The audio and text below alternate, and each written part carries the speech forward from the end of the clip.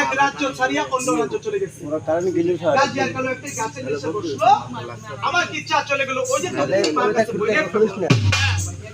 দক্ষিণী মা হজরে আজান শুনলো, নামাজ পড়লো, কোকিলা ডাকলো, ভাষা করিয়া রাত্র ভস্ম হয়ে গেল। এখন এদিকে দক্ষিণী মাজা লোক করে তাকায় থেকে গাজী আর কালু যে ঘরে থাকে সেগুলোর দরজা খোলা দেখা যায়।